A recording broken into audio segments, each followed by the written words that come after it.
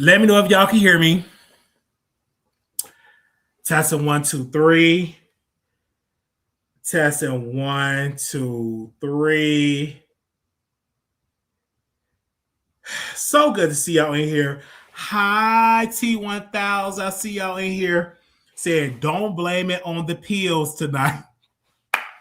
Take your time. Put a pray emoji in the chat. If you ready for the Wiley Show, full-blown CPT. Hello. Yo. Let me tell y'all, Wiley been going around looking for jobs, okay? I'm going to keep putting up my scrubs so somebody hire me. All right. So I'm on the bus. And I said, I'm going to the job interview. Now, mind you, I'm applying for any type of job. I don't know. I don't know if this job was a physician assistant job or was it an x-ray technician, but I went to the interview. I don't care if I don't even qualify. I said, yes. Well, how much experience you got? I got 12 years experience. I did x-ray at Stroger Hospital, x-ray at Rush Hospital. I did an x-ray technician in Texas at the Texas Health Hospital, all this stuff. Because I'm thinking I was applying to CNA. I'm really thinking this like a CNA interview. They was looking for x-ray technician, and I just did the interview. I said, why not, since I'm here? So then I'm on the bus, so I'm on Chat GPT trying to look out what x-ray technicians do, how they able to do the x-ray and all this type of stuff. Then they said, where did you get your degree? I said, yes, I got my master's degree. I went to Morehouse College because my grandfather, he went to Morehouse with Dr. King, and I'm a fourth generation Morehouse graduate. So I'm just doing what I have to do. Okay, don't get mad at me. I don't care. I was there because I was there for a long time for this interview. I said, I'm not going to waste bus fare and go to a place and not I'm not gonna waste bus fare. If I'm here for this interview, you're gonna interview me. I'm sitting down, waiting, all this type of stuff. But yes, y'all, I was minding my own business. I need y'all to like this video and share. Reverend Jesse Jackson is gone.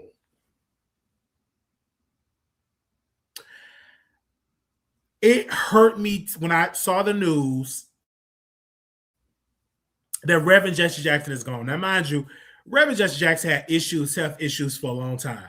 So I knew his time was kind of that. It was pretty much the end. And his family would bring him to events. He couldn't stand. He couldn't talk and all this stuff. So he gone. And so I'm watching this stuff about, I don't know why I saw this in the middle of the night. I said, ugh. Okay, I'm watching this. Early this morning, we got the news that he passed. So I always wanted to read his book, the book that Abby Phillip made. I always wanted to read her book about Dr. King. She wrote a book, A Dream Deferred. So I'm on the bus, put my headphones on. I see it on Spotify that I qualify to read the book due to premium package. So I'm listening. It's talking about how he opened up doors for Black people, for President Obama, opened up doors for all these people to get in office, and all how he changed the rules in the Democratic Party from his two presidential campaigns. That was good. But baby, once you get the chapter went to the T, when she started talking about Dr. King, it's a part in this book. I did not know that Reverend Jesse Jackson did this. This ain't no Wiley line. He's a liar. This was in the book. They said when Dr. King was pow and deleted on that balcony on that motel, she said that Reverend Jesse Jackson took the blood off of Dr. King's body, took some blood and submerged it all over him, got on the flight, went to Chicago,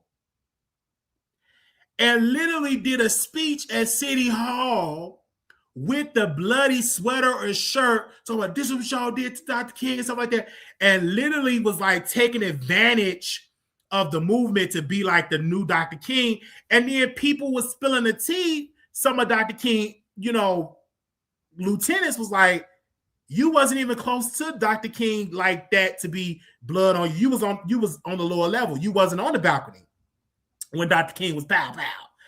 I said, why? They said this is why the King family is not cool with Reverend Jesse Jackson. This is why Coretta Scott King kept her distance. This is why all that, because they said that Reverend Jesse Jackson literally took the movement from Reverend from Dr. King. Once he took and like literally took Dr. King's spotlight.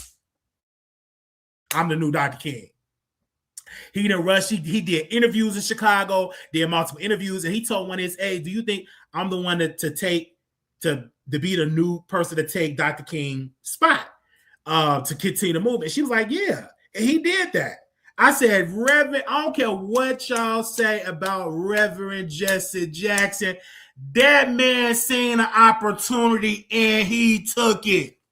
He took it. And I ain't mad at him. He was looking like, oh, well, it's about who's going to tell the narrative. He came out, and so all the newspapers in Chicago was like, well, Reverend Jesse Jackson was the last person to get the last words of Dr. King. Dr. King told him that I want you to take the people to the mountaintop and get to the promised land. He was literally doing a narrative. That's one thing I can say if you don't learn anything about Reverend Jesse Jackson.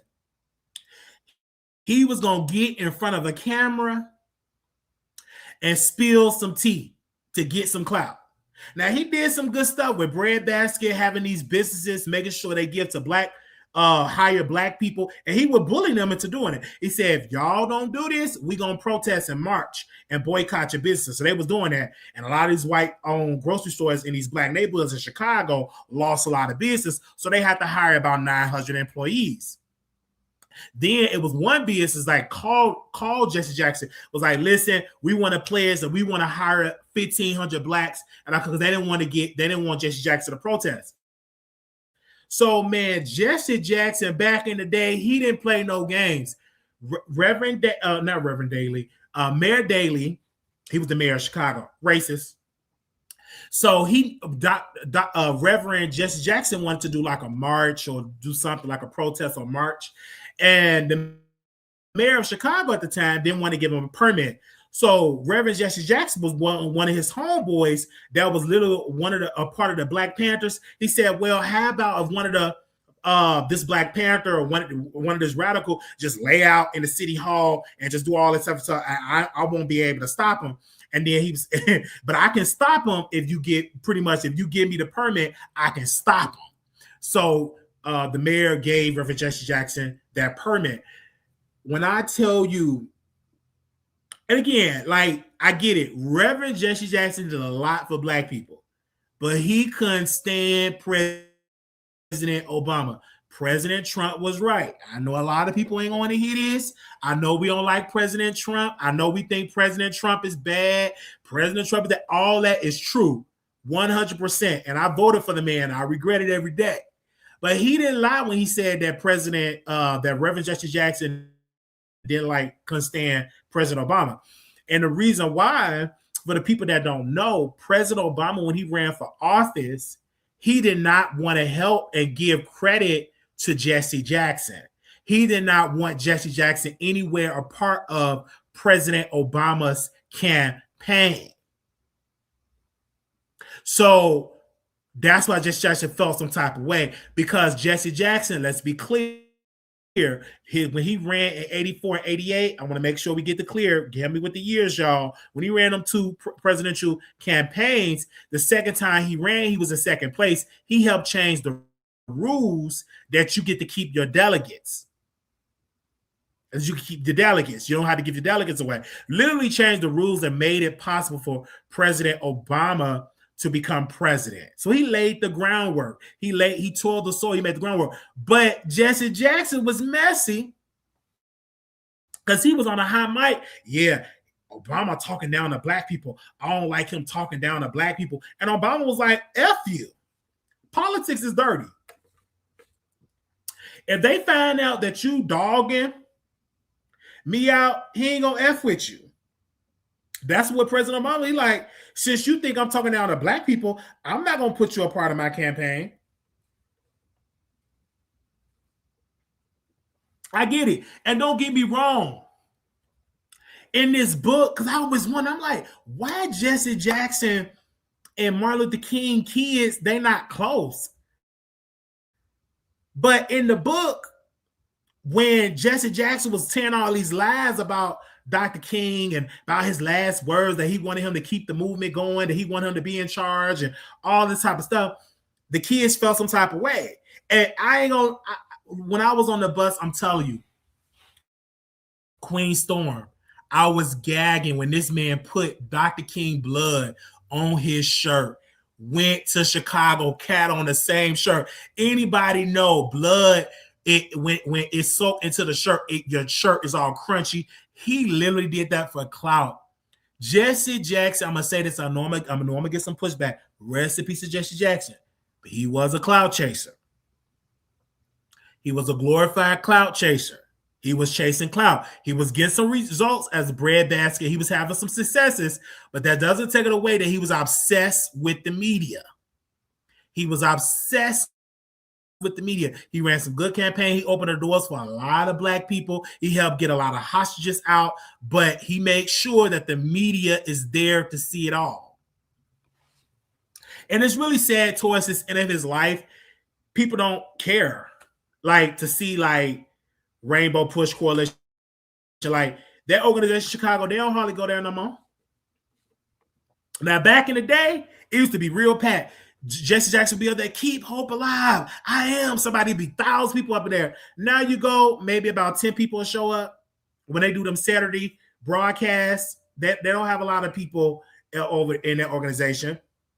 They don't. Like Rainbow Push is not like a leading civil rights organization no more. It's not.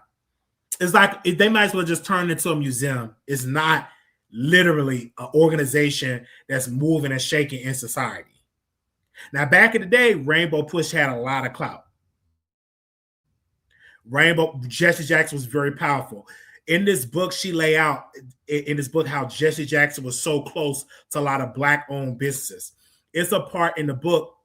Dr. King said, "Listen, I'm going to have to take out a loan for $35,000 for the organization for SCOC. I'm not going to be able to do payroll." And Jesse Jackson knew, like, you're not going to be able to get a loan because you're black. They're going to deny it. But he knew some black business owners and some white business owners that was an ally to Reverend Dr. King. So Dr. King was like, okay, I'm gonna go to the house, to the event. They raised like $55,000 back in the 60s for Dr. King organization. And Dr. King started crying. Dr. King was like crying and stuff like that. Oh my gosh, like, you did this so great. And that's why he literally made Jesse Jackson to be in charge of Breadbasket back in the 60s. He did that. So Jesse Jackson was a go-getter. Like, again, like, he made sure if he seen an opportunity, he did not get nervous. He did it. He clutched to power. A lot of times when people see opportunities, they get shy, they get nervous. You got to take, when that door open, you got to take that power. I'm going to be real with you. I get it. You got to take that power and do it. They said a younger generation so different. Some even love Republican, which is scary and acknowledging, but they will never. Again, I'm used. And I get it. And it is sad. And again, you're talking to somebody that was voting for a Republican, that voted for Trump. And I regret the vote. But let me tell you why I voted for Trump. Can I tell you why? I wanted to vote for a winner because I knew I didn't want to waste my vote voting for a loser. Let me break that down to you. When I voted for Hillary Clinton, I told my grandmother years ago, I said, Grandma, Hillary Clinton going to lose because Trump getting these white folks from these counties and towns, and they come with the red hats. It's a movement. Trump is going to win. So I just, you better not vote for Trump. You better. So I went on. I voted for Hillary in the primary. I voted for Hillary during the primary and stuff like that. I wanted to vote for the Republican primary for Trump, but I went on, registered for a Democrat, and voted for Hillary. Where Hillary lost, who won? Donald Trump. It's a movement. So this time I said, I'm going to make sure I vote for the winner. So I saw what was going on, y'all. Seeing what was going on in the political spectrum. I knew Trump was going to win. I said, Trump going to win. So I voted for Trump because he's a winner. Now, if I knew that Kamala Harris had a chance and a shot, I would have voted for Kamala. But I knew Kamala wasn't going to win because black men still feel some type of way when a women want to get into a presidential spot. And not only that, because black men did vote at 80-some%, but they didn't vote like at 95%, 96, 97, 98%. They didn't vote like that because President Trump got a little chunk of the black vote. They didn't vote in high numbers, like breaking numbers in the voting spectrum. They said when we voted for Jesse Jackson, we weren't voting on outcomes. We was voting on conviction. Yes, that's true. But also Jesse Jackson was definitely as a charismatic leader. It's like we don't like Jesse Jackson is very charismatic. Don't get me wrong. When you listen to some of his speeches from the DNC, some of the greatest speeches I ever heard from a candidate, I'm still inspired to those speeches to this day. But if you don't have a leader with that charismatic energy, the same thing with Trump. Regardless if you like him or don't like him, when he ran for office, he dominated the media. He dominated the attention. So that's how I look at that. When I said likely, make sure y'all share because I'm up today because I was going to go to sleep. I said, I'm going to take my pill as soon as I get up off this live. But I said, it's an honor of me to do this live today. Even though I said Jesse Jackson gone, he gone. And it was time. Because like, he couldn't talk. He couldn't walk. Even when Abby Phillips, she was trying to interview him, it was kind of hard to understand him. She was saying in the book when she interviewed him back during the pandemic, it was hard. Once you get a person that know how to speak well and they lose their voice, people stop following you, unfortunately. Would you follow a YouTuber if they couldn't talk no more? If they were slurring over their speech? It's no shade. Let's get into Tyra Banks. And I know I'm going to get a little pushback of this. And I know I'm going to offend some people. But what the situation with Tyra Banks? And I love me some Tyra Banks, but y'all was trying to paint this woman as being a villain for Top Model. And again, I wasn't a fan of Top Model. I wasn't watching. I was watching church stuff back when I was a kid, teenager, and all that. Young adult. I wasn't watching All American Top Model. But I watched the documentary, and I seen a lot of people saying, oh, Tyra Banks is the villain. Tyra Banks is this. Tyra Banks is that. Tyra Banks is this. I'm like, number one, Tyra Banks was an employee of the show. She did not own the IP of America's Top Model. The white network owned it. So they had the final say-so of the creative direction of the show. And let's be clear, the women, they signed up for that. If you sign up for television with a gap and you don't want to get that gap fixed, you should have left the show. If you was dark chocolate, didn't want to be dark chocolate, and didn't want to be talked about how your skin is looking like this, you're not really good, but you shouldn't have signed up for the show. It was one lady in the show, and it's like no shade. They made it seem like they taped when this guy was sleeping with me when I was drunk. Lady, why did you get drunk? First of all, why did you get in a hot tub and get drunk with this man, with this stranger? And then you crying on crocodile tears. And I was in a relationship and I told my boyfriend, you should have easily exit left. Like, hell no, y'all ain't gonna take this when you sobered up and left the show. And you should have sued American Top Model. But you sat there with your frail body, called your boyfriend, literally sat there and called your boyfriend, and he called you a B word. You should have left the show. So don't get So don't get mad. You mad because you slept with a man, you was drunk. Oh, I cheated. They taped it. You're on television. I did a reality show. It ain't come out. It's on the shelf. Hopefully, it come out next year. Hink, hink. So I'm not gonna talk about what we talked about in the show because that's the show, and I signed paperwork, legal stuff. But it's cameras everywhere. Cameras everywhere. You're mic'd up. And if that show come out tomorrow, some of y'all gonna be looking at me some type of way. You're gonna be side-eyeing me. You're gonna be side-eyeing me. But I can't get up on here and do a documentary. Yeah, Sean Bradley did this show, and the producers, I should have got my cripple, cockeyed self off and say, I'm not gonna do the show. But you sat there, don't get mad when the final edit got you looking in the bad light. Okay? They said they was allowed to record people going to the bathroom only if it was 2 or more. They signed paperwork. They signed paperwork. Oh, hold on. I'm live now. Okay.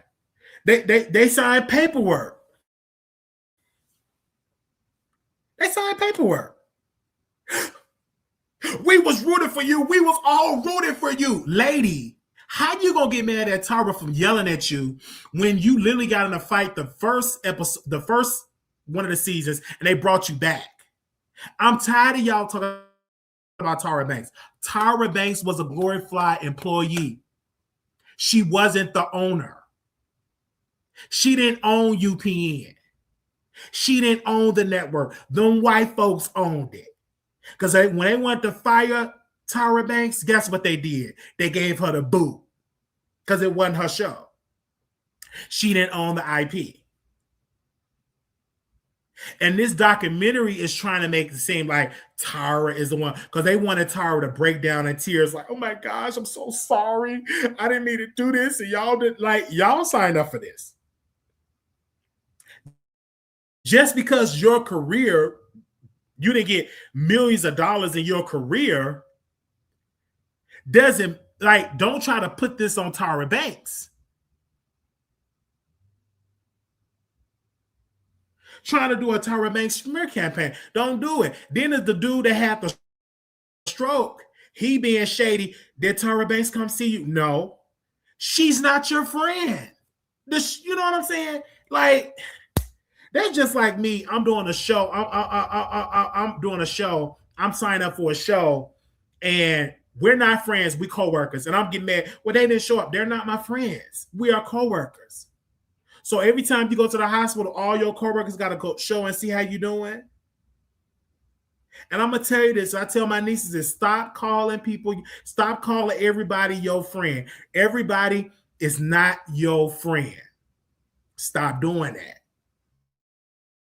Stop it. This person my friend, that person my friend, that person my friend. No, you got to understand boundary. Are we friends or are we business partners? Or sometimes you could be business partners and friends. But make sure that it's clear. But don't assume just because we sat on a show for 24 years that we're buddy-buddy, we're friends. No. Unless y'all have that conversation, y'all have that boundary, that's your friend, it is what it is. Y'all thought y'all was close to her. Tyra looked at y'all as co-workers, as employees. No shade. And let me tell you, YouTubers, and I felt bad because when I was watching this documentary, I'm like, damn, they stole this from Oliver Twist. Oliver Twist was talking about literally the America's Top Models during the pandemic.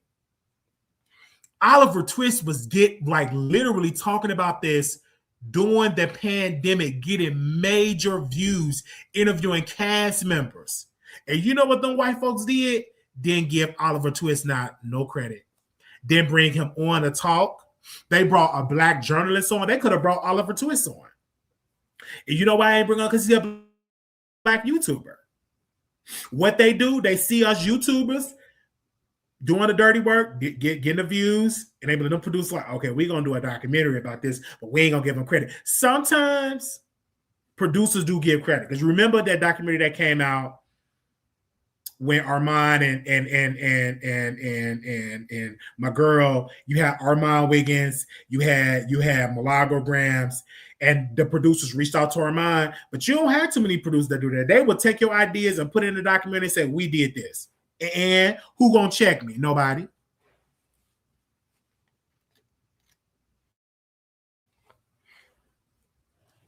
He said because once he said he didn't want to do the show, anybody she will only talk to him on set. Yeah, facts. So when I was watching, I said, this is a Tyra Banks show, and she looked gorgeous. She making her money.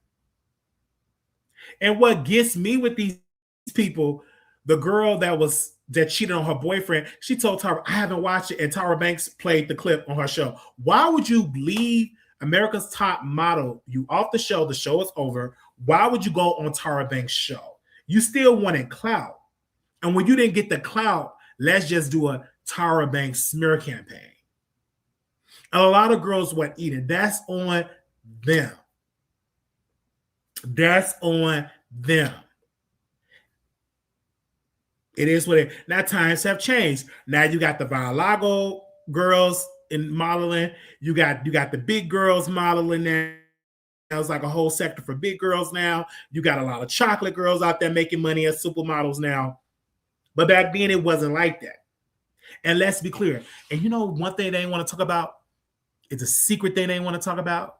The reason why them girls couldn't make it in the modeling in the modeling industry after they left America's Top Model is because them white gatekeepers of the fashion industry did not want to give the credit to a black woman, Tyra Banks. I'm talking about them old black fashion gurus, which are old white men, did not want to give that clout to Tyra Banks. Them old powerful billionaires from Gucci and Versace and what's the other one? They didn't want to give that clout to Tyra Banks. So what did they do? They whiteball all the models that came off of America's Next Top Model. Because if we start making all of these white girls and black girls off this show, we are literally saying to Tyra Banks, this black woman, that she's one of the gatekeepers of the industry. And they put Tyra Banks in her place. You are a black girl that we made famous. We not give you all this clout. We're not going to make you a gatekeeper of the fashion industry.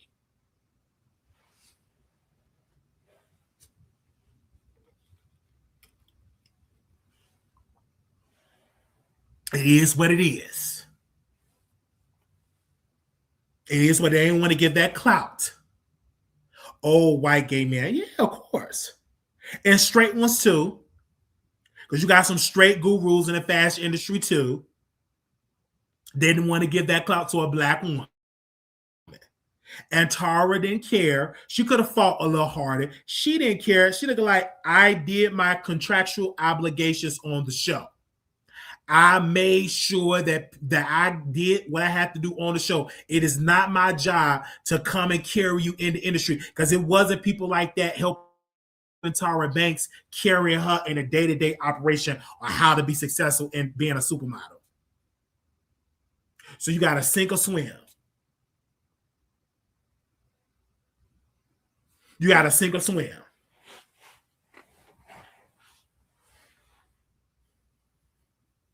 And then the other guy, he had a stroke. Don't get me wrong, he had a stroke. He can't hardly talk or whatever, but he's still trying to be shady. And what gets me with people, if I have a stroke and all this stuff, don't be trying to take pictures of me. I don't want people to see pictures of me. Please don't. Please don't do that. I'm in a hospital bed, you taking a selfie. You ain't my friend if you do some stuff like that. I'm sorry. Can we please share this? If I'm in a hospital bed and you take a selfie and post it on your social media, I'm not with that. That's a private moment. You taking a picture of me, I'm hooked up to tubes, and you taking a selfie. Don't do that. That's a private moment. Everything is not meant to put on camera. And it's another thing. And let me tell you, I'm going to share this, and I know I'm going to get some pushback. If you're going to feed the homeless, I don't need to see your phone in my face. Yeah, what's up, King? You want a donut?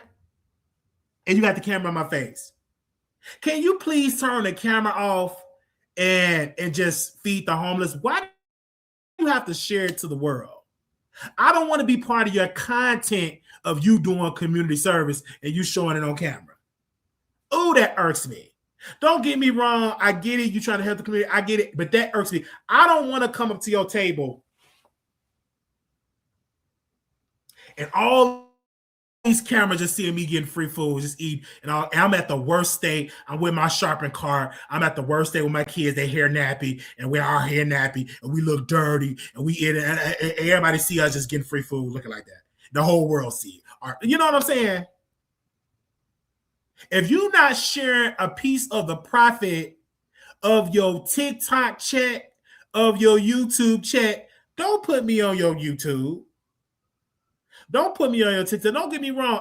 One of the ladies, she just passed on. Shout out to Miss Shirley. But she had that camera on them people. And I live that life, like being part of the homeless, the unhoused community. That used to irk me. I'm like, I don't want to see this. It's like, I don't want to record that. That's sad. It's depressing. If I really pull my phone out and let y'all see all the homeless people I come in contact with, we be in the shelters together and all that, it's depressing. And here I am with the camera and all that. It's depressing. It will make for some good content. No shade. It will make for some good content. But I don't want to put people on blast. They're in a worse state. They homeless. And here I am trying to get a click and a view. Yeah, y'all, I'm unhoused. Welcome to the Wiley Show. Y'all know I'm homeless, and I'm here getting me a hot dog. I'm at the shelter. I'm taping and then streaming everywhere. I don't want to do that. My heart can't allow it. And people say, why you don't record it? Why you don't document it? I just can't. That's my life. That's my life, and I'm not going to do that to these people. I'm not going to do that to myself. That's like low. And maybe people would even, and it's sad, maybe people would donate more to the GoFundMe. Maybe I should try that, Paul. Well, should I try it? Should I go to Skid Row and just try it and just see? I'm on a lot of homeless people.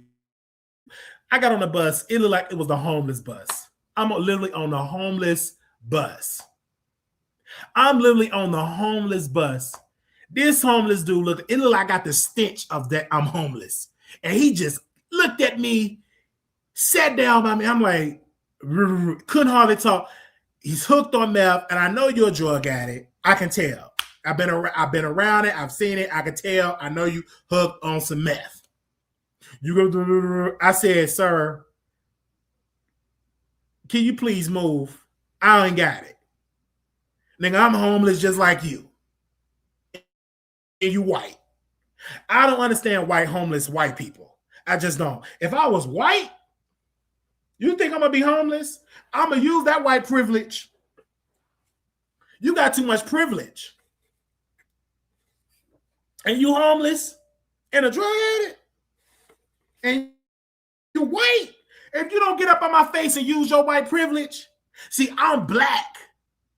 I have to work twice as hard, and I'm tall, black. I was on the bus today, and this Korean lady, I guess she was like, is this guy going to ride? I said, I wanted to tell her, like, ma'am, you don't have to be shaky and be nervous. I'm not going to rob you. You ain't got no money. Because I looked at the corner of my eye in your purse. You didn't have no dollars in that wallet. That wallet was empty. It wasn't no dollars in there. You're a waste of time of a felony charge. Because if I'm going to go to jail for robbing somebody, I'm going down getting a coin. I'm not about to catch a charge robbing a poor person. Period. Not gonna have to. You can stop being there. I'm not gonna. I'm looking all in your purse. Your old. I'm looking all up in there because when you cock out, you can look zigzag. Look at all. I'm looking dig all up in purse. I'm looking. I'm like, you ain't even worth it. You said, now, if it was a purse full of cash, then sorry, grandma, I'm gonna have to take that. I'm gonna have to snatch that purse. If you done went to the casino or you to hit the lottery and you got about like 50 racks up in there, I'm gonna take it. It is what it is. Don't bother me. I'm gonna have to take that for you, Granny. I'm sorry, you owe anyway. You know, your time is almost up. I'm gonna have to take that. I'm gonna have to take that purse. I'm sorry. I'm gonna have to take it. You got to come up off that purse. I'm gonna snatch it. But I looked at that lady purse. I said, lady, you ain't got no money in here. And let me share this about bus elegance. I was on the bus today. And it was packed. If you got a cart and it's a wheelchair, don't get up on there and you got your little walker and you trying to put it up to the wheel. You're blocking the walkway of the bus. This white lady get up on the bus with her walker and then she blocking her way. And the bus driver said, you can't block the walkway. I ain't blocking her. I said, ma'am, to myself, you are blocking the walkway. Move your car. You supposed to break down that little thing and put it on the seat or something.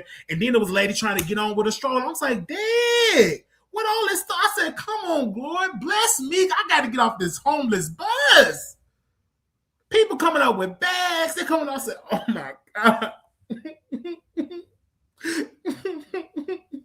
It's like the homeless bus.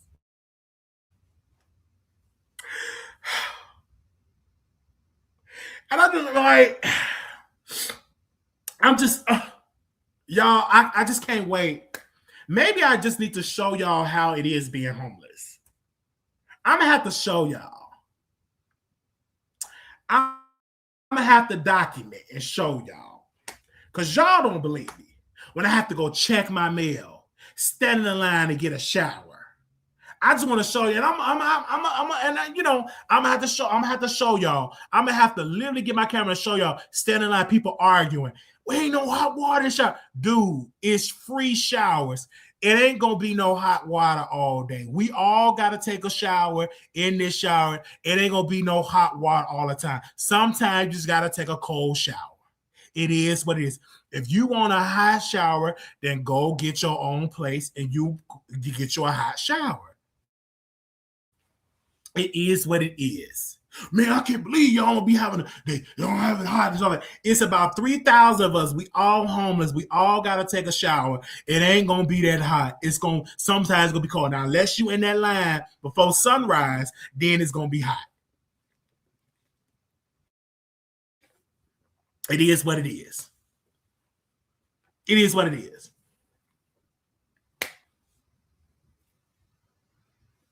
You want to argue? It's no need to argue with the security. They don't control the heat in the shower. There's no need to argue. There's no need. You see, it's a lot of us homeless people.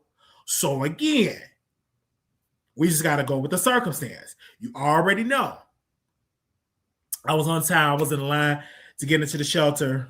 And I was on my phone just kicking, hurry up, move in the line, move in the line. Don't be talking up the line. Don't hold up the line like it's rough. So I had to learn very quickly to know how to hustle with it because I didn't know. I didn't know how to lock myself up in the locker. I didn't know. I'm like, wow, it's like ruthless on the street.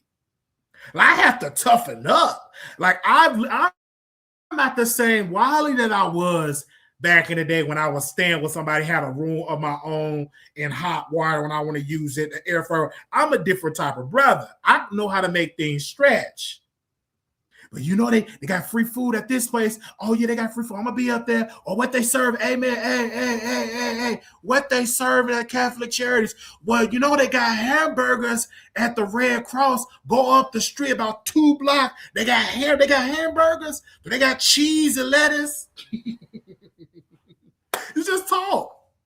And don't be shamed. Like, it's y'all got your own stove. Y'all got your own thing with y'all friends. Y'all can fry all stuff like that. But I don't have that. So I have to see who's giving out free food and all that. That I don't do with the street vendors, because the street vendors, they not up to code, health code. Sometimes they be trying to give away expired food and stuff like that. I don't deal with none of these street people. I don't care who you are. Miss Shirley, Miss recipes. I never took none off her truck because she didn't have her license, her health license, and it went up to par with the health standards and stuff. I'm just saying. I go to places where they have to get certified and go to like where the kitchens are. I'm not eating off the street. Just not me.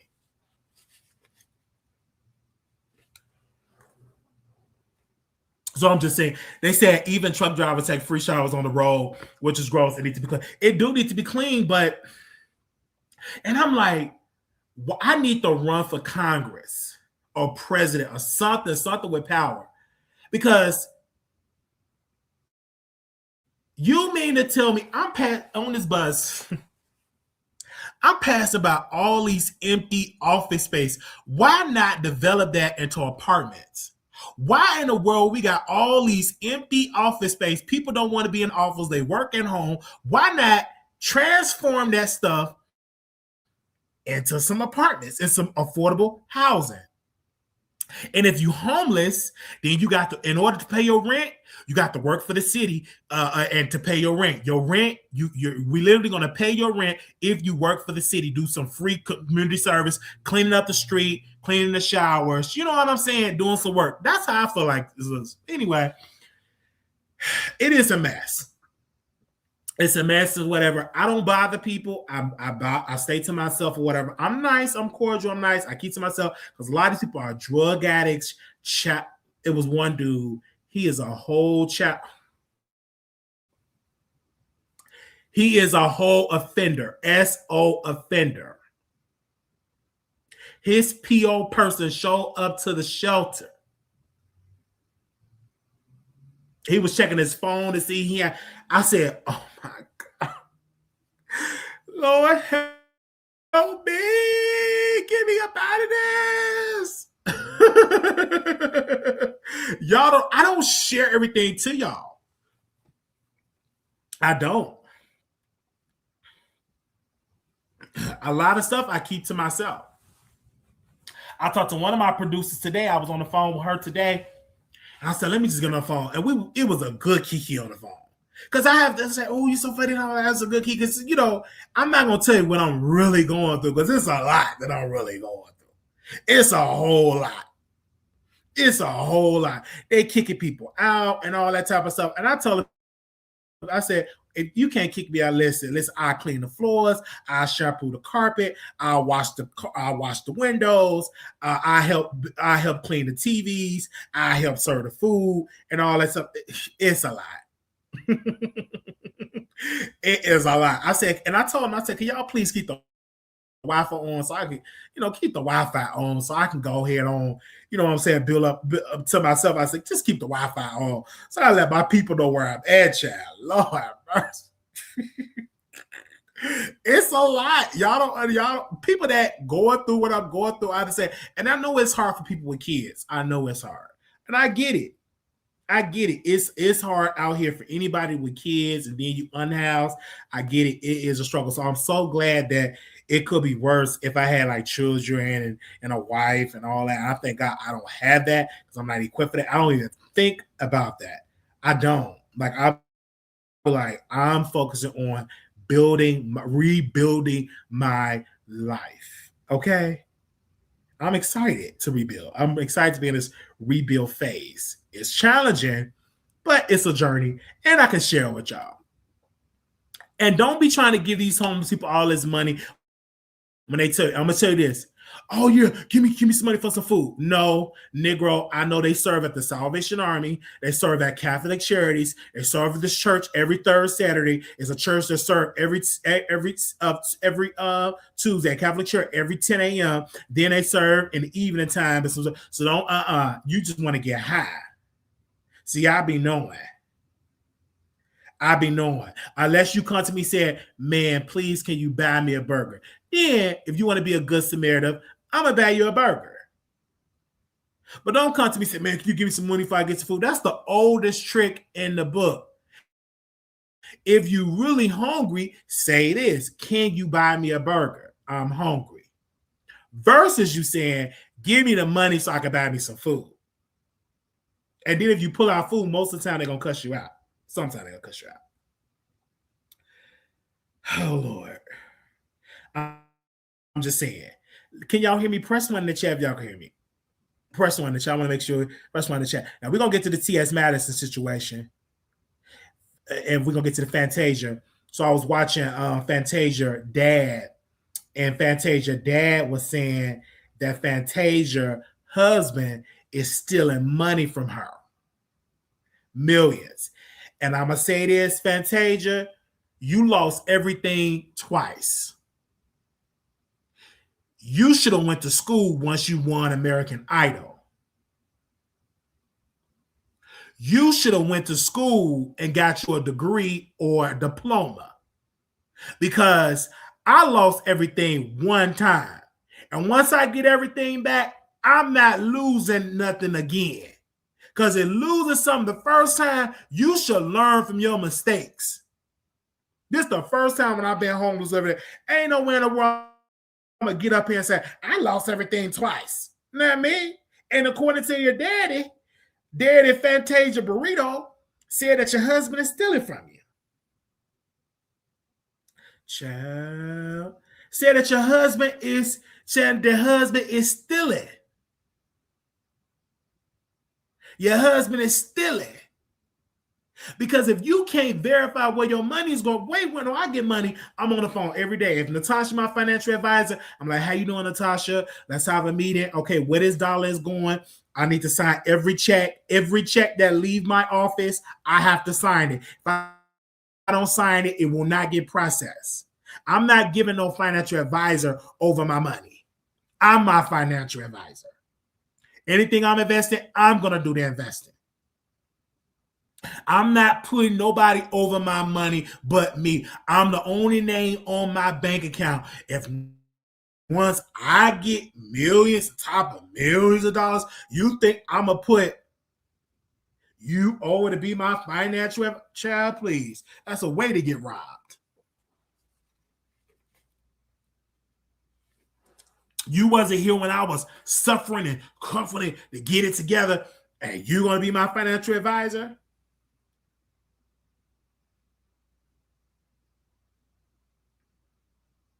I'm going to invest my own money. Okay? Sure, I ain't playing these games with these people. When I love, don't get me wrong, I see a lot of YouTubers when they get money, they get a lot of expensive apartments, and the YouTube checks dry up. They got to downgrade. They got to move in with mama. They got to move in with this person, move in with that person because the money is funny. If once let me gross, when I gross $800,000 per month on YouTube, best believe I'm living way below my means. My rent still gonna be $1,500 at max, probably $1,600 max in a nice area, maybe $1,700. You know, I don't even have to have a car. I'm gonna make sure, because I'm gonna always remember when I was homeless, I'm gonna make sure to invest it. I'm gonna make sure to grow the money.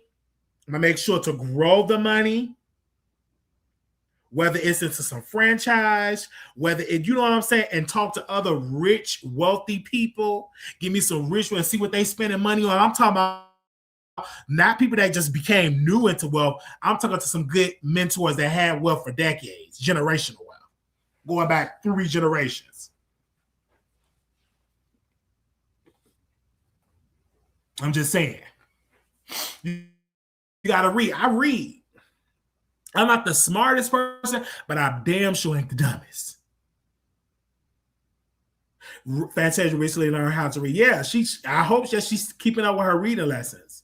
Because according to her daddy, she said her daddy said that her man is stealing from her. And y'all make sure y'all thumbs up this live. I know y'all say a lot of I know y'all saying something going on with that. Yeah. And like Glorilla, let me say this, and I want to say this. Glorilla ain't got it like that. So stop trying to make Glorilla happen. Now, one thing I can say about Glorilla's sister, she make a name for herself. If she sell merch, If she sell t-shirts, if she sell dildos, if she sell underwear, she can make some more money. She got to make sure while she hot that she capitalize being hot and build a media company or a show to show the world that you can do some content and that you can do it on a daily basis and make some money. Keep the money going because eventually it's going to dry up. Because Glorilla is about 2 paychecks away from being back in Memphis. No shade. That's why she's trying to be a baby daddy of a basketball player to keep a check coming in. That's why she's trying to get pregnant and all that type of. She telling her man every time, you ain't gotta be a condom. Heal me without that condom. Heal me without that condom. Heal me without that condom. She want to go in raw. She trying to get pregnant a basketball player so she can get a guaranteed 18-year plus payments. It is what it is.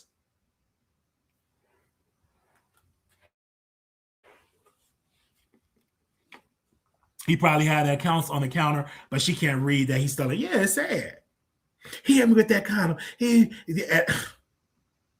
that condom and heal me. Take that condom off. He ain't going to do that because he already know that Glorilla trying to set him up with a baby. When the last time we heard a Glorilla hit? When the last time we heard a Glorilla hit? Glorilla signed a 360 deal. Anything that when she toured, merchandise, her label get a piece of the pie. And if she don't get out another platinum album and selling some more records, she will get dropped from her label. So while her sister thinking that she this millionaire, I highly doubt it. She probably renting that mansion. She probably don't even own that mansion. And it is probably in the name of the label.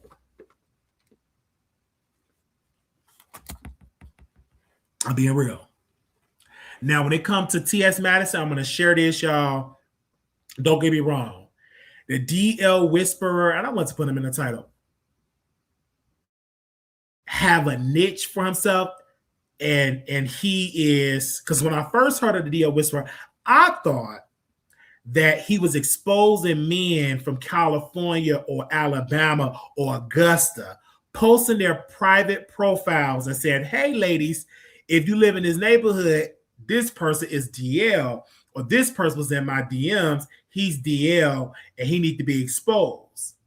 Now, he did talk about some people that's RDL as celebrities, but I thought he was actually exposing more like private citizens, not public figures, people that's in the hood being DL, and he exposing them on YouTube. That's what I thought the DL Whisperer was. But I look like what the DL Whisperer does. He get a public figure. He put DL on them. Like, oh, this person might be DL and all that. It's a clout chase. He's catering towards women because they're giving him coin. It is what it is. I ain't mad at the hustle. You always want to cater to it. Even if you hate women, if they paying your bills, you're going to say, I love women. I love women. I'm standing up for women. What's the problem for me standing up for women? I'm standing up for women. If I were to expose the DL man and I'm standing up for women, what's the problem? My job is to protect Black women. What is the problem? And these trans women, and they not Black women, and Black women, I love Black women. He got on that CarMax talking about Black women, and them Black women love it. You can't be mad at that man hustle. Get you a hustle on the next block. Everybody got a hustle. He found his niche, is working for him. Did the man make a mistake with the CarMax on his lips? Yes. He made a mistake when he showed up to T.S. Madison's house. She go to the police. T.S. Madison go to the cops. T.S. Madison went to the police on Michelle ATL and Brown. She gonna go to the police, and you helping her go to the police. Now, this whole thing with Tasha K said, oh, T.S. Madison is she literally are doing a criminal enterprise. What I have researched that T.S. Madison Starter House is not a 501c3. It is a private entity. They get private donations. It's community funded. They in conjunction with a nonprofit. But they making it seem like T.S. Madison is running a criminal enterprise. And I'm like, Tasha K, didn't you lie allegedly on your bankruptcy paperwork? Didn't you allegedly lie to the IRS? Didn't you put money into a trust when you didn't suppose to put money in a trust? What if T.S. Madison was to go to the IRS? What if the T.S. Madison was to report you to the Department of Justice? See, you got to make sure your closet is clean. Now, I'm not the biggest T.S. Madison fan. I'm not. But I need to see more evidence. And don't send me a Tasha K video because she ain't trustworthy. If this woman said it's storming and it's raining fire, I need to go outside to see if I'm going to get burned for me to believe it. Because that's how much she lies. That's how much she lied. Just like she lied, oh my gosh, y'all, it's selling out my birthday party. But then you put on your birthday party, pay 4 payments, break it up in 4 payments. What kind of birthday party is that? So you so desperate for people to come to your birthday party that you literally allowing people to break it up in 4 payments? Have several seats. You so desperate for people to come to your birthday party, eat some stale shrimps and some spoiled rice, and you're going to break it up in 8 payments on Afterpay. I never heard of that. For you to come to my party, it's my birthday party. I want you to pay, but you can break it off in 18 payments. Are you having a rent-a-center party?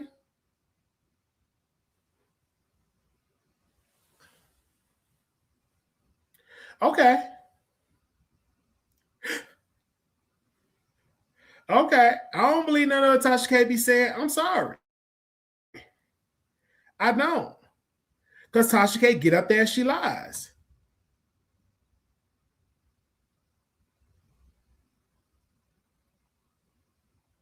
Tasha K lies. A layaway birthday party. Child, a hot mess.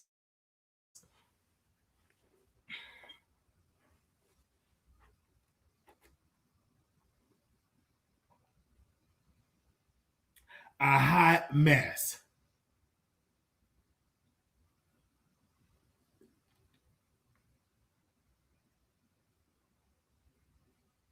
It is what it is. Having a rent party because she's trying to pay her bills. It's rough being in all that debt, going live because you in debt. Now, don't get me wrong. I'm not mad at the hustle, but I'm going to just criticize.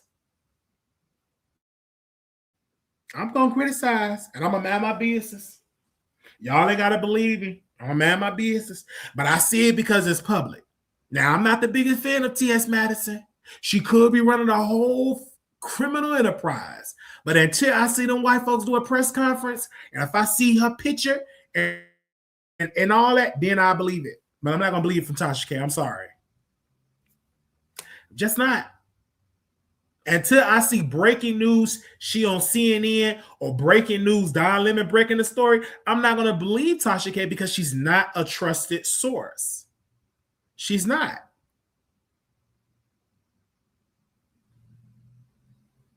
She's not. And there's nothing wrong having a rent party. I need to have a rent party. Hey, y'all come to my birthday party and y'all can break it up in 18 payments.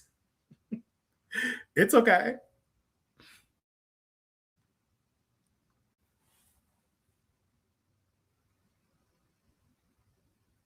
She offering the spot for publicity and charging people for scam. Yeah, it's a scamming. But you know, people gonna pay. People, I believe people gonna pay. But we shall see. I don't think it's sold out. Let me see if it's sold out. I'm gonna be a little nosy. She said, y'all can break it up in payments. Not break it up in payments.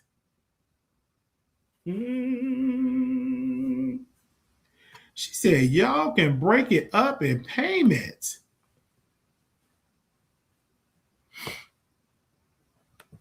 Break it up. Okay.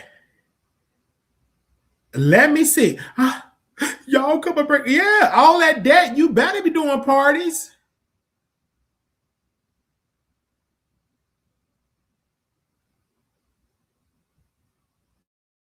She better be doing parties. You got to do what you got to do to hustle you got to do what you got to do. Shoot, I'm thinking about going on the strip, doing some singing and tap dancing. I might as well. Now, somebody put out a lie and stop lying on me, y'all. Stop telling these people I was banned from the strip. I was not banned from the strip. Okay? I was not. I'm waiting on to get my permit. I might have to go on the strip and do some singing. I might have to get a pole out there, do some tap dancing, and do a backflip. I might have to do a little comedy show on the strip. That's what I might have to do. Don't get mad at me. You got to do what you got to do.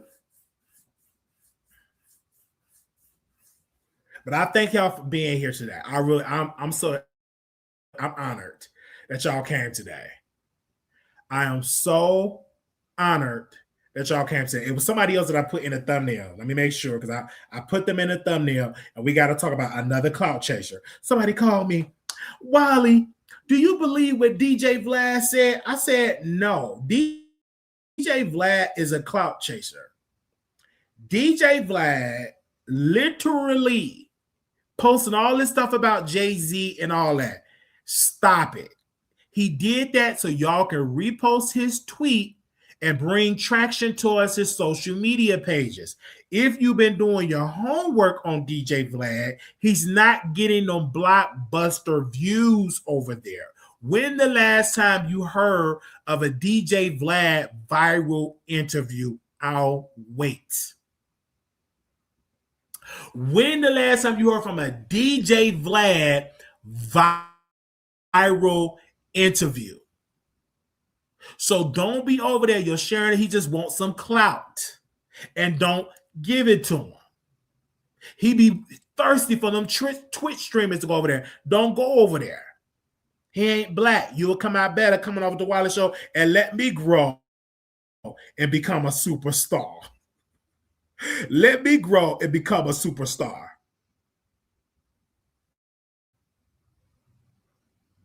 I'm just being 100% real. Yeah, before he even said he was trolling, once I read it, I said, this dude is trying to troll for some clout. People ain't talking about DJ Vlad.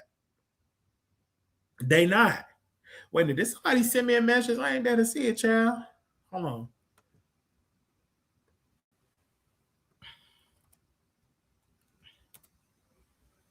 Give me a second. It's me. I want to talk about Cardi B. Give me 1 second. Oh, yes, I'm taking calls.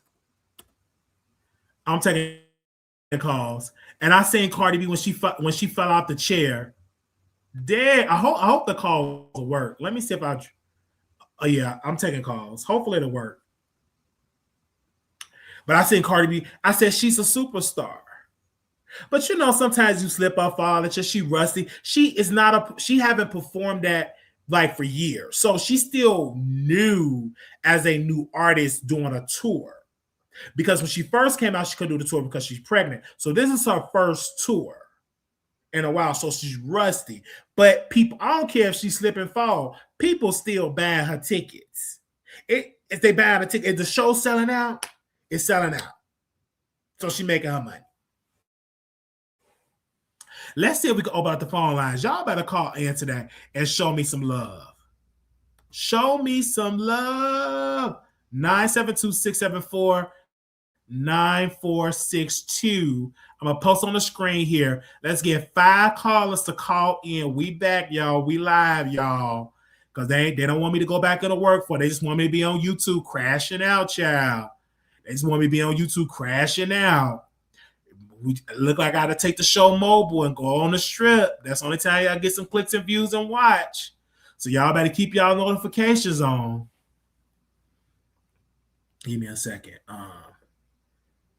We live. She's now saying she getting a BBL removed. Oh, child. She should have never got a BBL in the first place. I'm just being real. Hello, you live?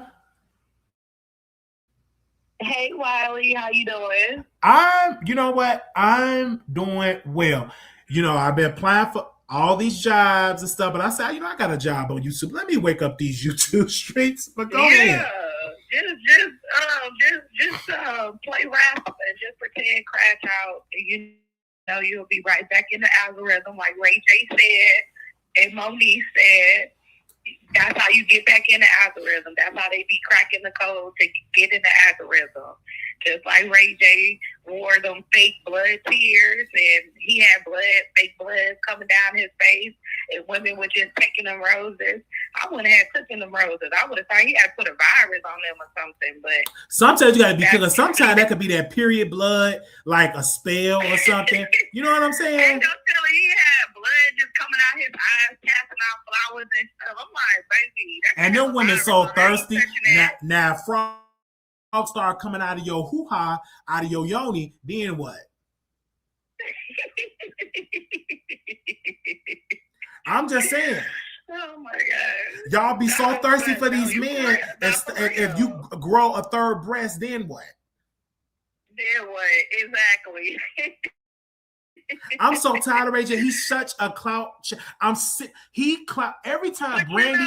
Yeah, I'll go ahead. I'm about to go in. Go ahead, sis. No, but you know what? Maybe show my age here, but Lindsay Lohan, she's an actress. She used to do fake stories about herself all the time to keep herself in the tabloids. I mean, it's really like the oldest trick in the book. But yeah, you got a job. Wiley, the job is the Wiley Show. Now, imagine you got the job. Now, just imagine. Listen to me. When I crash out, listen to people. He ain't taking his medicine. Y'all help him. Walmart Part 2 and watch the views. Don't worry, but you'll see what I'm gonna do when I'm out in the street. Just watch. You'll see. They're gonna be calling people. And see, the reason I don't want to do live on the strip because y'all like to call these restaurants and stuff, and then I can't go into restaurants and crash out because y'all be calling these restaurants and saying, "Hey, Wally, in your restaurant, he's crashing out." Y'all do stuff like that, so I have to be at a place that y'all don't get. I'm not gonna show y'all where I'm at. Y'all just see my face to be all of them. Y'all, you'll see. Mm-hmm. Mm-hmm. Yeah, I cannot. Because they do stuff like that. They weird. They are weird people. You know what I'm saying? And I'm just proving. Yeah, but they've been doing that to you. Every time you try to do something, they right there trying to. And then they be watching. And then I'm just so tired of seeing people that lie on Wiley. Can people please say this in 2026? Wiley is entertaining. Just say, because I know I'm entertaining, but don't sit there and say, ain't nobody watching Wiley, but you secretly watch me. You are a liar. I mean, a lot of people do be I ain't gonna lie, a lot of people do be in the bushes. Like, I was cleaning out my phone. I came across. Oh, you came across that video. Lord. That I forgot that I had. And I was like, damn, a lot of people used to come from Wiley a lot. And then they really just watch. You're gonna see people coming out of the Whitworth. And y'all, I was just say this. So I was right by the Walmart that I was at, and I'm not saying I was tempted or anything. I'm saying I was right by the Walmart. Listen to me, don't jump on thing. I said I should just really get on my phone and go shopping. Because I'm allowed to go shop, and I want to know when they stop me, when they say, you damn this, because they never ever say, I cannot go to that Walmart. They never, ever. Put a hat on you. Just put a hat on. I'm gonna ask this house. I'm saying, can I borrow some of your wigs and your makeup and dress up like a cover girl? Dress up like a cover girl and shop. Maybe I'm gonna find like a Walmart, not probably like that Walmart. Just shop at a Walmart. You and I even gonna know which Walmart I'm at because there's plenty of Walmarts. It is. I know. I'm just joking. Look at the Tasha there. Don't take the chance. I can hear her right now. Don't take the chance, Wiley. I'm not gonna do it, y'all. I'm just talking on the show. Y'all love me. Because child, we spent 54 days in jail. Child, anytime, like, don't get me wrong. One of my friends, he's not my friend, but it was a dude that I met in jail or whatever. He wrote a book called Bar None. This man got arrested again. I'm like, they used to jail. Once you spend time in jail, you don't want to go back. I don't want to go back. It was an experience that I will never forget. And I slept, Jay, if you was in that cell he was like, Wiley is sleeping so comfortable. I slept like a baby. They said you were snoring all night. I slept on that hard floor. I slept so good because I wasn't really sleeping like that. But once I got in that jail cell, I slept like a baby on the floor. And the dude said you could sleep under the little bench area, and I slept under it, and I slept like a baby, snoring and stuff. Then I woke up and said, drop the link, I'm going live. I thought I was going to go live. I forgot. I was like, oh, I'm in jail. I can't go live. So it took me a while for my brain to rewire that I'm not on YouTube because I was so addicted at that moment, and y'all wasn't with the medicine, with my system like that. I was like, drop the link. I was like, oh, I'm not on YouTube because I must have had like a dream that I was on YouTube, and I woke up and I was like, did y'all drop the link? I'm like, oh my god, I'm in a whole drill. At one point, I was like, how did I get into drill show? It took me a while to let it register to me. And this man said, shut up, you T-word. Now that I can't say the word because we're on YouTube, but he called me, a T-word. Right. He said, shut up, you T-word. I'm like, how did they know that? And I said, I think I'm no shade in that jail. I really think it was some undercover people in that cell. Because how did this man knew my charge? Shut up, you T. How did he know this? Riley, it was on the news. I'm just saying, but how did this white man know? He said, shut up, you T. I'm gonna really have to sit down and like do an unfiltered Zoom and let y'all like for me to talk about like the unfiltered, because a lot of words we can't say. It was on helicopters and stuff like that. I get it. I understand it. I would never go through that thing again. I'm telling y'all. And then I saw a video. And it broke my heart. If y'all find this video, please send it to me so I can reshare it. It was a guy having a crash out at Family Dollars. He was tearing that Family Dollars up. And I said, that was me when I tore up the library. And his mom said, can y'all call the cops? He having a mental health crisis. And I'm saying, man. Oh, yeah. I remember that. You saw that? And I'm saying, ma'am, it's sad. And the police handled it very well. Losing his mind. He didn't fight the police. He arrested. He needed his medicine. But let me tell you, if this brother see this video, since y'all like to send videos to people, I pray that he stay on a journey. He get my phone number, and I tell him, rather just stay on your meds. It's gonna be okay. I know you think you don't like the medicine. I know you think that you heal from it, but it's the medicine that's working. When I'm on the medicine, it feel like, oh, I'm free. I ain't got no bipolar free. But then when I get it, don't take it. I ain't sleep today. Oh, because I ain't take my medicine. It's always a reminder. It's best to take the medicine. It's best. Even if I forget to take it one night, I'll take it in the morning. Even if I have to sleep all day, because I have to take it every day. Every day, right. No, every day, and it's a need, and it's just with it until they come up with an AI cure or a cure. When you get it's a cure, and I really think it's a lot of stuff that I really it'll come out with something. Okay, with modern technology, and then and people don't be judging people because a lot of y'all because a lot of these kids coming up with this stuff at an early age with problems and issues with ADHD, schizophrenic, and all this type of stuff. And this stuff is real. You do have the Dr. Umar. That stuff ain't real. That stuff, it is real. Whether you want to admit it or not. I know a lot of people don't want to admit it. It's real. No, and if you got it, just take your meds. It's okay. Just swallow it. It's gonna be fine. It's gonna be fine. It's okay. It's okay. And I know y'all be missing me on YouTube and stuff like that. Until I get a cameraman, I wish I had like a cameraman to see me taking my pills and sleep, me slurring, talking. What's up, y'all? I really wish I had like a cameraman like that. You know what I'm saying? Somebody that just take me so y'all can see it. Y'all would break down in tears like, oh, Wiley really go through a lot. When I get hungry and stuff like that. I really want y'all to see that. I really want y'all to see Wiley when I forget to take a pill, how my personality is versus me taking a pill. Like really seeing that day to day behind the scenes. So y'all need to see that. Mm-hmm. Yeah, that would be nice. Mm-hmm. Behind the scenes. You see how them Twitch streamers be streaming and stuff like that? I love it.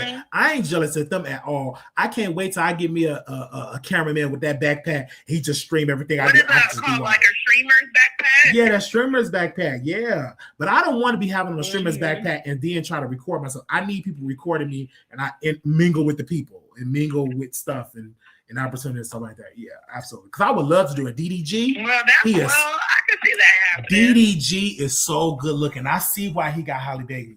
I know. DDG, he is very good looking.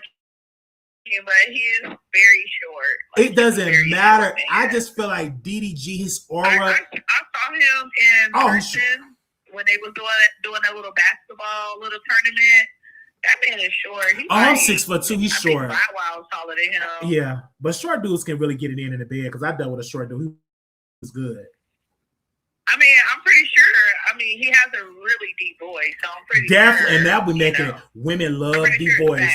You know? Yeah, and then he said, because I will never forget, they said, why Halle Bailey with you? Because he said, because I got good D. I said, oh, I'm in love.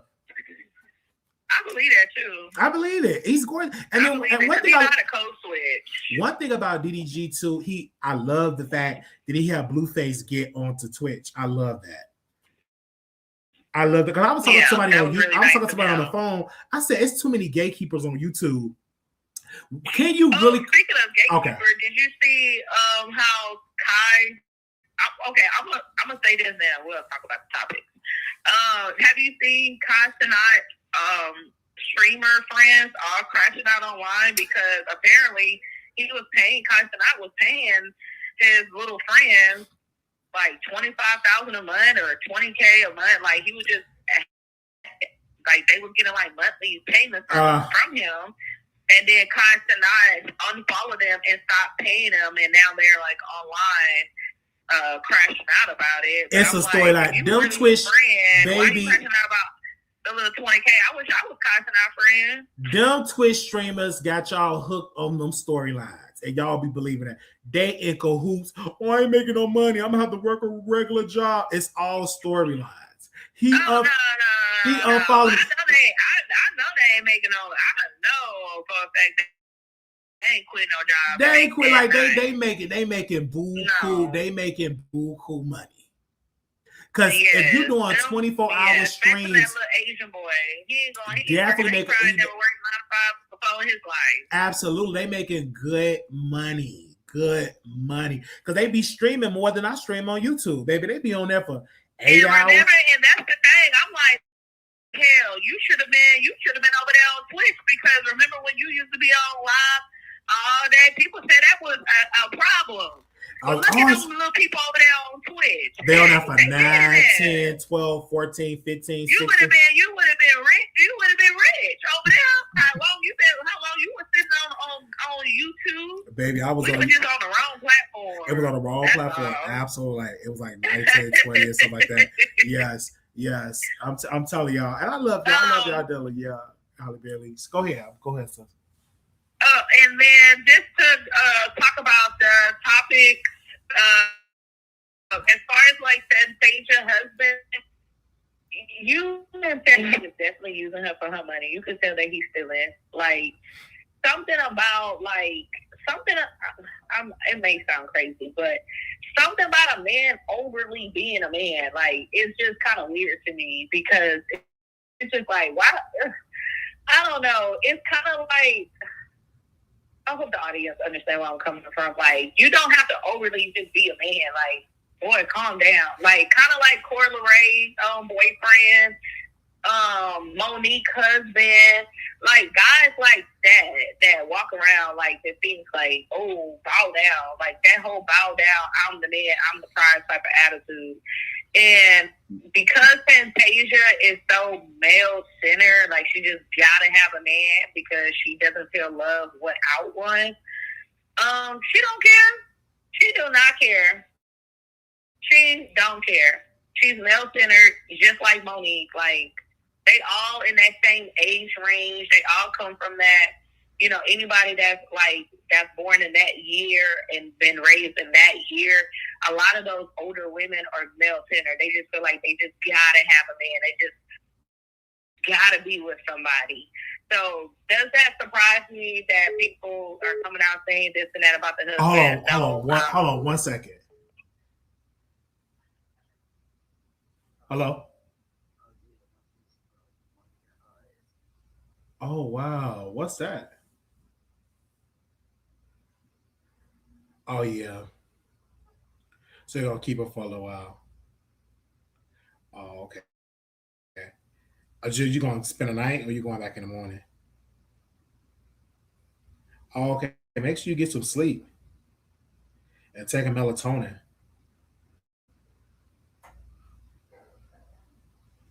Oh, okay. I'm gonna call you early.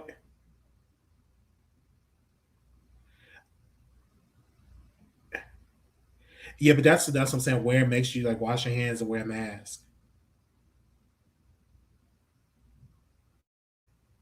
Yeah, that's probably why you because it sound like you under the weather too.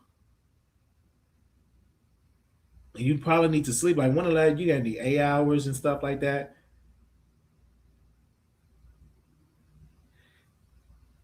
Yeah, I'm gonna call you early. Okay, love you. Okay, bye bye. Oh wait, let me bring her back on. Hold on, y'all.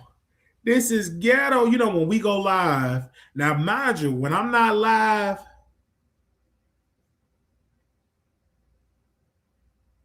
people said, "Where's Wallet? Wait a minute, where's her phone call so I can call her back on the air? Give me a second. Give me a second, y'all. Press one if you can hear. Thumbs up if you can hear. Okay, we got you back. And mind you, if you had if you had a YouTube channel, child, they ain't ready for you because man, this is a beautiful producer. If I just had a Twitch, bring you on my Twitch stream, don't worry, you'll be one of the baddies on the Twitch stream. I'll twerk for you, Wiley. Yes, yes. Because I'll be living through your Instagram stories. I'll be like, yes, I'm loving this. I'm like, you be every. It was one time. I'm like, dang, I haven't seen her call in. Ask when I'm going live. You was booked and busy. You was having fun. Yeah, I've been trying to sit down for a little bit. I've been trying to stay in the house and re-grounded again. But Fantasia, she's she's very male-centered. So it doesn't surprise me that people are saying what they're saying. I feel like if it was her, she'll let him rob her blind. As far as like that whole Tyra Banks documentary goes, I just feel like people just need to get over it. Like Tyra is a poopy friend. Like she's not a good friend. The fact that the man taught the girls how to walk and you have not visited him since he's like not able to walk is very crazy. But as far as like the contestant goes, it's like, girl, get over it. Did you get into that selfie that they take? Get over it. Did you get into that selfie? Back then, time was so different back then. So to bring up stuff that happened back then to try to bring it up in the front to be like, oh, I want to be outraged about it. Like, girl, get over it. Especially that girl who was like, she was SA'd on national TV. Yeah, okay. Girl, it was wine. Wine. You got on top of him. Like, girl, be responsible. Girl, you know them cameras was there. Why aren't you acting like that? You know you on TV. I'm telling you. Because I said whenever they dust the reality show that I did, baby, get ready. Because a lot of stuff I forgot. So just imagine I get my feelings. What they did, they painted me in this picture. You signed up for it. It tell you in the paperwork that it's gonna follow you. That's reality. So how are you gonna get mad at Tyra? It's just crazy. It's just really, really crazy. So that's how I feel about it. I feel like they just need to get over it. As far as like the DL whisperer goes, I honestly don't understand why so many gay black men is upset with the DL whisperer for just advocating for women. Gay men have been beefing with women for a really long time. And it's refreshing to finally to have a gay black man as an ally. You know, it's just that I don't understand why when black women are supporting him, gay men are saying, oh, the black women, they're dumb, they're this, they're that, like talking down on them simply because they feel heard or feel seen. Like, I don't agree. Transgender should not be using the female bathroom. I mean, it's a lot of stuff that I don't agree with. But that doesn't make him homophobic, or it don't make his audience homophobic. No. You know, I just feel like people just need to give him a chance. And even if he is pandering, who cares? I mean, a lot of people be pandering. I can name a lot of people that be pandering to a certain audience, but I think everybody do that. I think all content creators find their niche, and it is what it is. Like Funky Dineva, he started off dressing like a drag queen, and now look at him. He don't even do that no more. He was pandering to women. He don't even like women, you know. But I just think it's weird that a lot of black men are just bashing women simply because of supporting him. And my last and final thought, people give Cardi B too many passes, too many excuses, too many passes. She should have been well more prepared than that. Hold on. This is my goalpost order. I'm going to call back. Hold on. Okay. She got her goalpost. Okay, go ahead, big spender. Hey, it's me. Hello, it's me. Cardi, I'm available. Let me get on that stage and dance. Okay? Let me get on that stage and dance. Oh.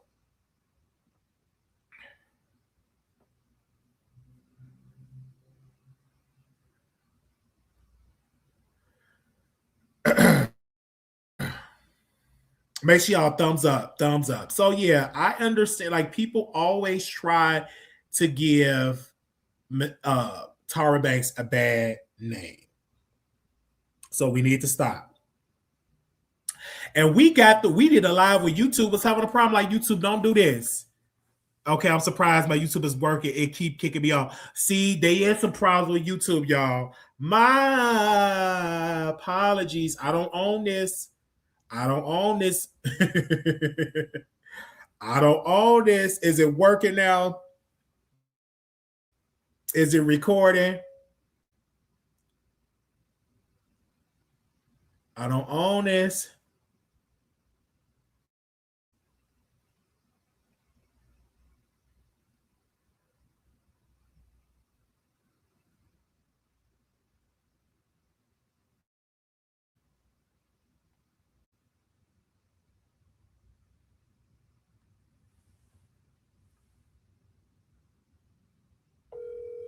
I don't own it.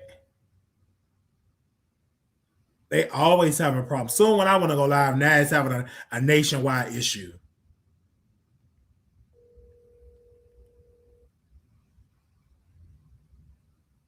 Soon when I want to go live, now it's an issue.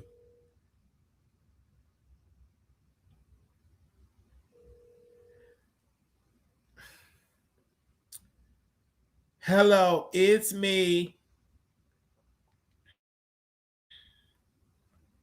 I want to say this about Whoopi Goldberg. So Whoopi did on The View, and I saw this clip. They said Whoopi is in the Epstein files. So the white wing media said that Whoopi Goldberg was in a relationship with Epstein. So Whoopi Goldberg went on The View, and this is how you clap back at an allegation. You show the receipts to prove your innocence. So they had an email up on the screen and said that it was a person on her team was looking to get a jet to fly, Whoopi somewhere, and they didn't get the jet, didn't get approval, whatever. But the white wing people is trying to put out a narrative that Whoopi was in a relationship with Epstein. And Whoopi was like, anytime I was in a relationship, it was in the newspaper, it was in the magazine. You knew every guy that was where I was not with Epstein. Child, when I was watching the Epstein documentary, it was a lot of people on that island. Bill Clinton, all it was on the island. And unfortunately, ain't nothing gonna happen because once they got rid of Epstein, they'll release the files all day. It's theater. They're gonna release it all day because they already got rid of the witness, Epstein. Because Epstein was gonna tell it all. He was gonna get it to court and drown everybody. And that's why they made sure whoever they is, and I'll put it in my book once I'm a billionaire, who did it. They made sure he wasn't able to tell nothing. How you in a whole jail cell, a protected prison, protected with all them guards and cameras. The cameras were down and the guards were asleep. Yeah, all right. That was a professional hit if I ain't seen it. So they're gonna release the records. It ain't even gonna be the real records. A little something like it ain't gonna be no criminal investigation. Because there was some Democrats on that island too. See, you just can't be saying about Trump, Trump, Trump, Trump. It was Democrats on that island. It is what it is. So yeah, I understand what you're saying. They prosecuted people in Europe, but I highly doubt they're gonna do that in America. I highly doubt it. They might, and we shall see. I really don't care because, again, I have real issues to deal with, and until they do something about affordability, bringing down rent, universal health care, I'm sticking on what we need as a community. But talking about the Epstein file, unless y'all trying to bring some criminal charges, but just releasing files, I'm not gonna waste my time reading that because we know we got some weird people out here. I ain't white, I ain't powerful. I went on that island. I don't care. It ain't none of my business. I'm worried about how can we get more housing for the unhoused. Hello. How can we put clothes on the naked? Hello. How can we create jobs at affordable living wages? Hello. How can we create opportunity for people that leave and that getting out of prison and jail where they re-enter society? How can we create more opportunity for those people? Hello. I'm not about to sit here and be distracted by the Epstein files when they went on and deleted Epstein.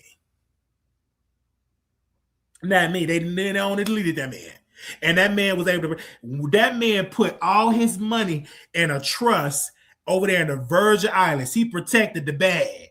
That's why they can't sue Epstein. It is what it is. Epstein estate. Because he put the money in the trust. I said, go ahead, white man, go ahead. He protected that bag. Before he got up out of there, he protected that bag. It ain't nothing but a distraction. They about to pass a voters' right bill. Baby, these Republicans, while y'all up there talking about Epstein,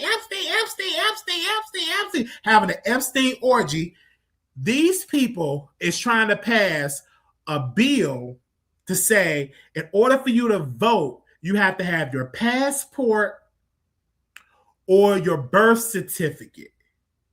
And then they told the public libraries to stop distributing the application to get the passport at the library. They're trying to make it difficult for you to get your passport so you don't vote. See? So you need to be paying attention for it's called the SAVE Act. And they're trying to push it under the rug. And it's a lot of people that have their name when they get married and all that. So you got to pay attention with that SAVE Act. I call it the Slave Act. And they trying to push it through. I'm like, well, dang, I thought it was free to get a passport. I didn't know you got to pay money for a passport. Well, like I won't be voting. It is what it is. I'll put a GoFundMe up so y'all give me a passport. I thought it's free to get a passport. I didn't know you have to pay to get no passport. And then you got to pay to get your birth certificate if you don't have your birth certificate. And then sometimes they be saying your birth certificate got to have a seal. That's what they be saying. You got to make sure your birth certificate have a seal. Wow. We can pay attention to both. I would never be distracted from the evil that Demon Trump does. I watch every single thing. I hope I know this, Tasha. You be on it. I love you, sis. You wanna. I love you dearly, and you're right. I'm not distracted. I said it's a distraction for a lot of people, but you got to be able to. Why you giving energy to S? And I'm not talking about you in general. Make sure y'all look at all moving parts. Okay, make sure y'all look at all moving parts. I'm just being real. I'm just keeping it real. Can I keep it real? Let's just keep it real. All moving parts.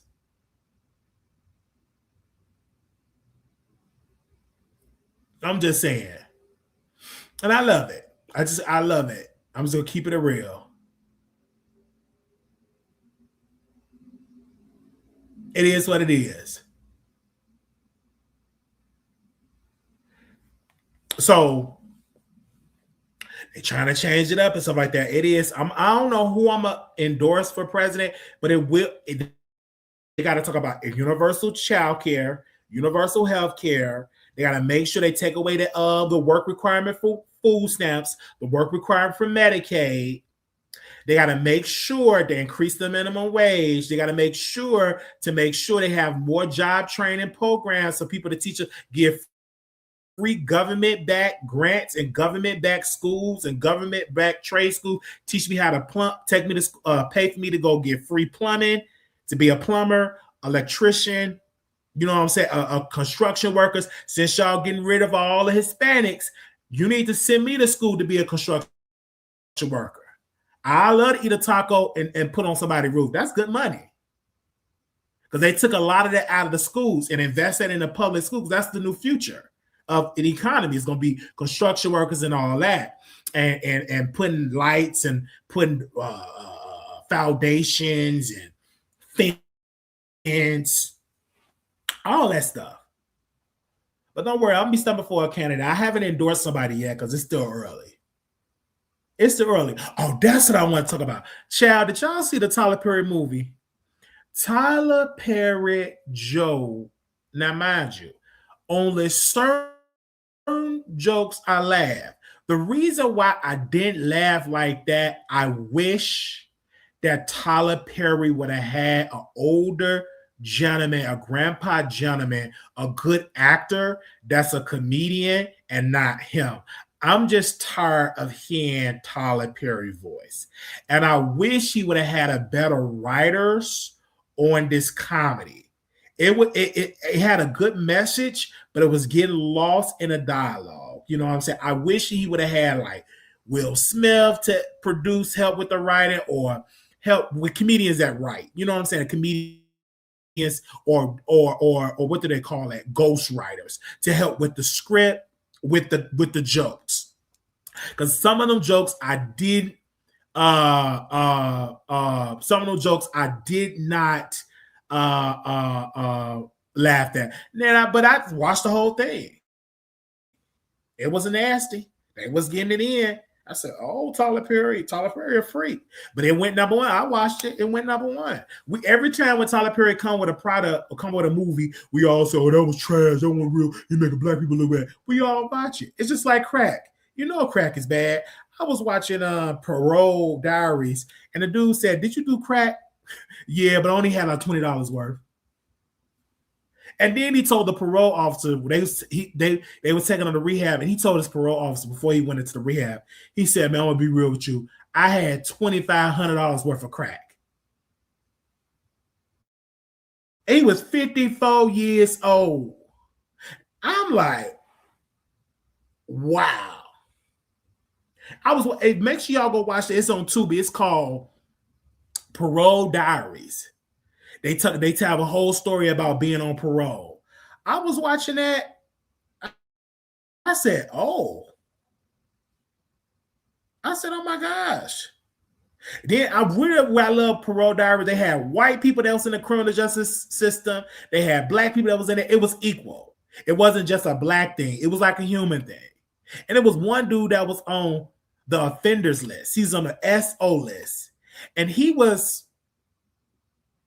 getting married, and the lady got kids. Now, mind you, he can't be around kids. He on lifetime parole, meaning he's going to be on parole until he leaves this earth. So he had to get permission from the parole board in Indiana to have his wife, kids participate in the wedding. The parole board approved it, right? But then he was like, "Man, I want to have kids." He said, "You can't have kids." The parole board denied him to have children because he cannot be around kids.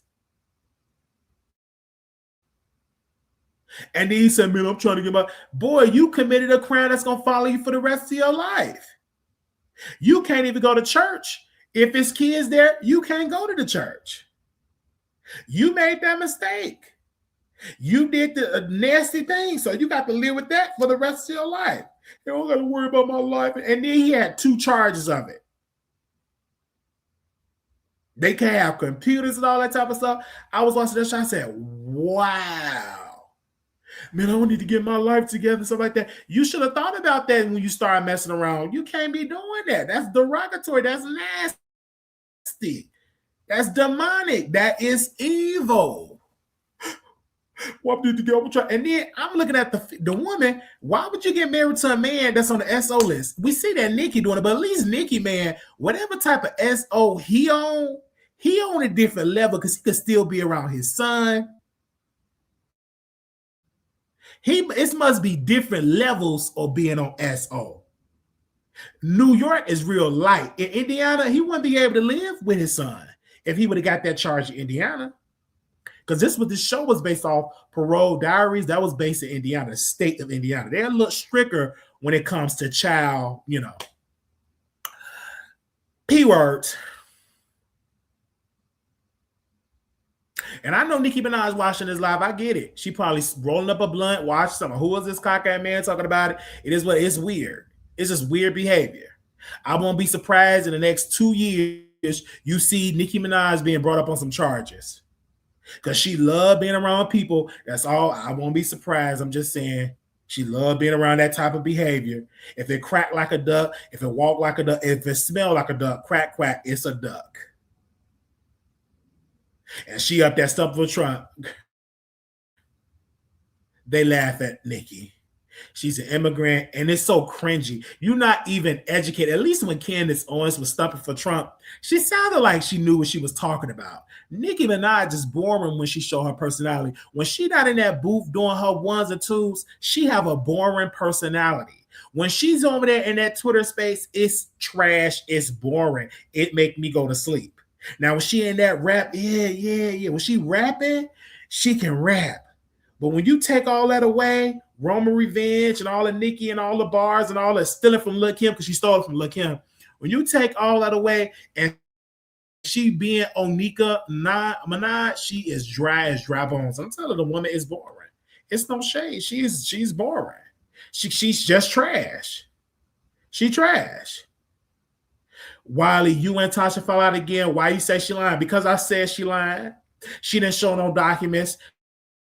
T.S. Madison is still free. There is no indictment. There's no proof that T.S. Madison running a criminal enterprise. I said what I said. It's just my opinion. And if you want to call in and give your thoughts, you can call in. The number, y'all post the number in the chat. Let the people call in if they want to call in.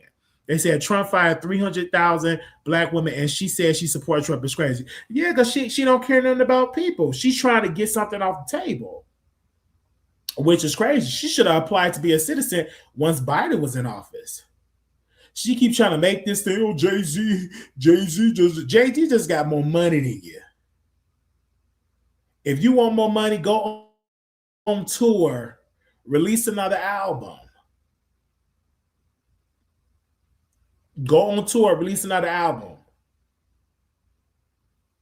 I'm just keeping it real. Go on tour, release another album.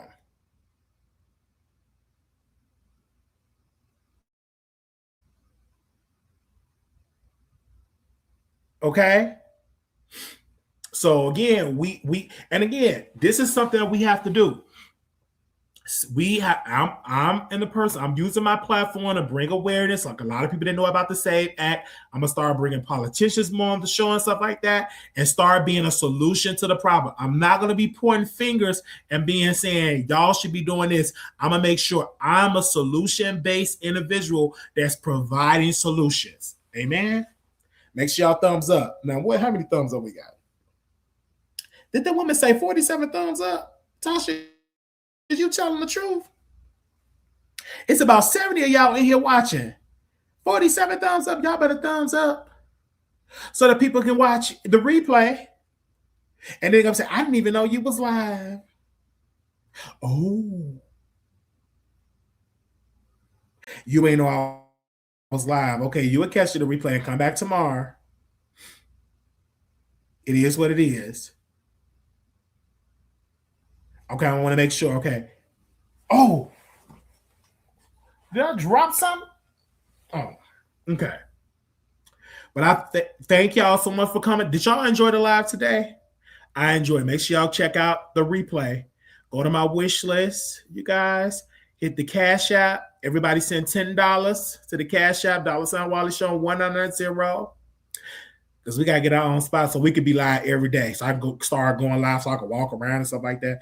Then people bang on the wall. Oh, you too loud. You too loud and all that type of stuff. Don't be worried about too loud. I'm trying to live the show because it's kind of hard. I can't do no show whisper. That ain't no wireless show. This ain't no Janet Jackson show. If I was Janet Jackson, I could sit here and whisper and all that. I gotta be wild. I gotta be wild. I gotta tell it like it is. I'm just being real. I know it is what it is, so it's gotta be real. Hello. And thanks me with that cash app. But you know my hair grow back so fast. I get a haircut and the hair whoosh, my hair grow back so fast. I don't know if is it testosterone? Probably that's testosterone. That making my hair grow back that fast. That's probably what it is. That's probably what it is. Let me ask somebody something. Give me a second. Okay. We've been on almost 2 hours. Thank y'all. Yeah, we entertained y'all. Did we do good? Tasha K have her young fans supporting Trump crazy because she ATS child, please. Tasha K don't know if she a Democrat or a Republican. That's Tasha K. I know y'all love y'all some Tasha K. I used to love her, you know. But I ain't been loving her stuff like that.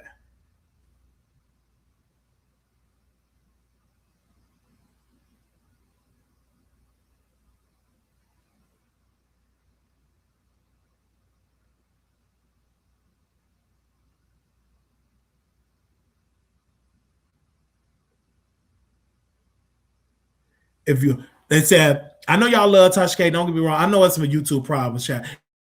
And we pushed through the show through the issues. And we pushed through the show or the issues. Yes, we did. I'm so honored.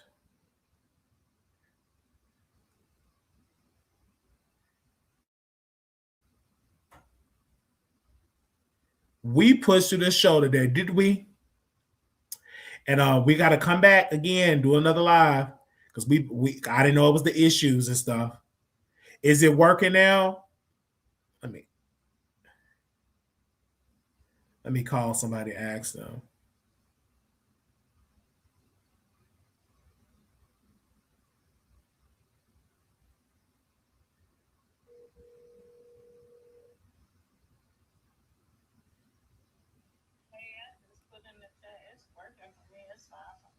Oh, it's okay. It's fine. Okay, it's working now because they said it wasn't working. I know it was like an outage because Michelle posted on her page. They said it was an outage, and I'm like, wow, it would be an outage when I'm okay. Yeah, it's not working. They need to go out and come back in.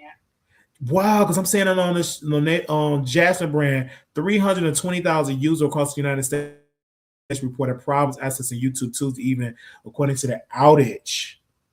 It might be depending on where you live at too, but it's working here fine. Oh, okay. Somebody said, haven't caught your live in months. I'm glad you here. Hit that thumbs up. I'm glad you here. I'm glad you can. On the East Coast, I guess it's working fine. I don't know. On the West Coast and stuff like that. Yeah, because I know a lot. Because I'm like, where's the people? We get a little bit more views than that. Where the people at? Where the people at?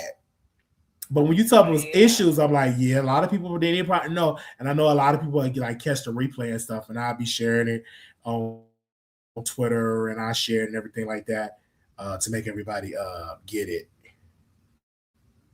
I got you on my TV and everything. Really? Mm-hmm. Thank you so very much. I'm glad you had came on. Love you. Thank you so very much for that. But I can't believe we've been on here for I told this person I was on the phone, one of the producers. I said, we're going to at least have like a 2-hour show. Because I was on the phone with her. How long was that conversation? I was on the phone with baby. I was at the bus stop doing a whole Wiley Show episode. If my Wi-Fi was working real good, I would have been right at the bus stop. Could have did a whole lot. Because I got to that bus stop and that bus didn't come until like 45 minutes. Because like when I go to an interview, I like to be early. I like to be waiting on the interviewer to get to me instead of the interviewer waiting on me. You know what I'm saying? And so I was on the phone with that producer. How long we was on the phone? We was on the phone at least over an hour. Yeah. Yeah, I was on about at least on that, and we was talking about all the topics that I was going to talk about today. I was giving her the preview, and I was going in. You can be unfiltered when you're not on YouTube. You can cuss. You can be more unfiltered because like YouTube is so like censored and stuff. So yeah, Mm-hmm.